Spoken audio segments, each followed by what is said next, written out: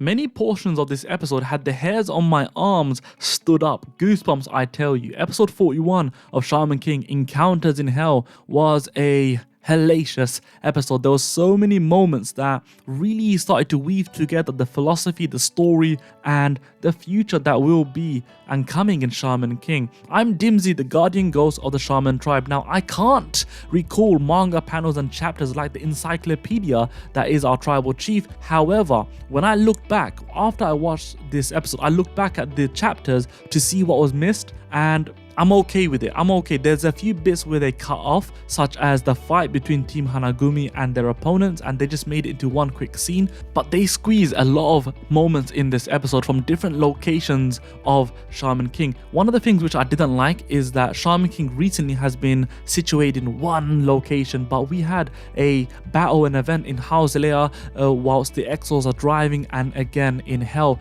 as well as the tournament itself. So it felt very diverse and very eclectic. It felt very Game of Thrones-esque because there were so many plot points and so many ventures that were happening simultaneously, and we had a banger for each and every single one of them. One of the main things which I really liked is that Lyserg is not fixated on revenge anymore, as his parents are dead and they're not going to come back. So what is the point? But he understands that Hao needs to be stopped, and he's not the only one in Team X1. Both Marco and Jeanne are questioning the ways of the X-Laws. Marco is trying his best to maintain the notion that a world will be better if they follow rules and regulations, and Jeanne is just pondering the fact that she murdered Team Niles, and this is paid off later on where the brother of the murdered leader for Team Niles appears, and I thought it was a twin, but his nose is 3 centimeters shorter, so that was quite funny. The one thing I don't like about this is it felt very convenient, and that is the only criticism of this episode. It felt very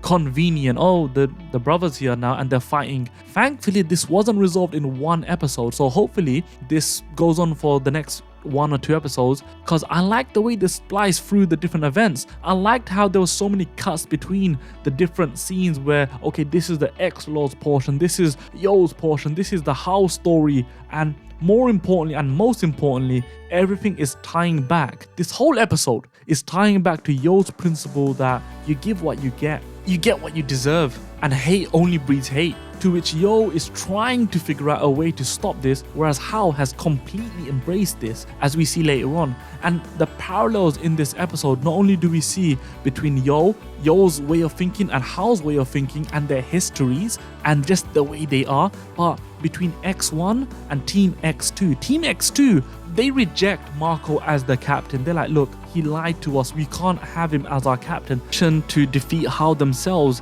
And what I really appreciate is the fact that this wasn't started in this episode. This was started during the fight between Team the Ren and the team from the Gandhara group in the last episode. You're thinking, wait, what are they doing? Why are they sneaking around? It's great storytelling. It's nice for them to sow the seeds and the payoff coming later on. The reason is, look, X2 don't believe in Marco and Jeanne anymore. They reject the fact that they lied to them. So they will stick to their principles, which is we are fueled by revenge. And this is the parallel that I was speaking about earlier. Team X2 are still fueled by revenge, whereas X1 are understanding that revenge is not the way. And where does it get them? Where does it lead to them? Not only are Team X2 eradicated, but Team X1 are look, they don't get off scot-free. They're paying for the sins in the fight with the brother from Team Niles. When Team X2 are sneaking around, they are tactically placed. One is a sniper. He has Hao's head in sight, and the other ones are across the lair.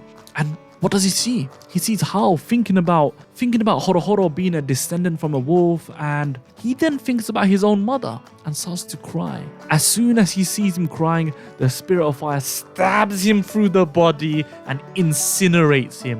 One by one, the X-Laws from that team fall until only John is left. John from the X-Laws, John from X2. He's thinking, oh crap, I'm screwed. Hao appears in front of him, behind him, whatever you say, and says, listen, what I've noticed, and this is Hao telling his philosophy and his mindset, what I've noticed since I was traveling the world, humans love conflict and there's no helping it. And for that reason, he's just going to be imbued into the bloodshed, and there's only one way to stop this, and that is of course a shaman kingdom, a shaman only kingdom which he decides. So John knows that Hao can read his mind. He's like, it is what it is, but there's one thing which you can't escape from Hao. I'm going to shoot a massive laser beam from space. Yeah, you can't run away, and it's going to incinerate everything. And he shoots. He shoots from the sky, the angel from the sky. But Hao's still alive. John's like, wait.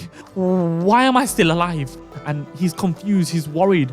And Hao says, listen, man, I'm too strong for you.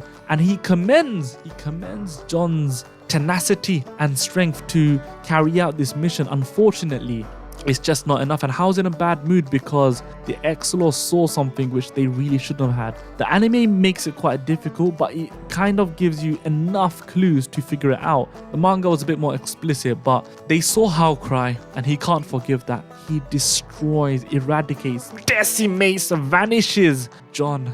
And that is the end of X2, who are fueled by revenge. Wow. The Gandhara group approach Yo and Ko, who just finished their training to achieve the new Oversouls, and Sati says, listen mate, I need to kill you. I need to kill you for the sake of the 5 warriors and send you to hell. Wait, what's going on here? So Yo's completely baffled and understands that, okay, he needs to fight them. They see the laser popping down from the attack from X2, and Sati says there's not enough time, and she does a bloody sneak attack and kills Yo. She kills Yo, sends him to hell. And that's where the portion of the episode really makes my hair stand on my arm. I got goosebumps right now. Yo sees the gate of hell and he's like, okay, actually, Chocolove is here, so it should be okay. And that's interesting because at the start of the episode, Anna says, listen, there might be some infighting. Chocolove knows, and Chocolove is looking down all embarrassed and coy and shy, and you're wondering what's going on. Great storytelling. You're making us, the viewer, think, what is going on here? And we anticipate when things are paid off. We anticipate the next episode.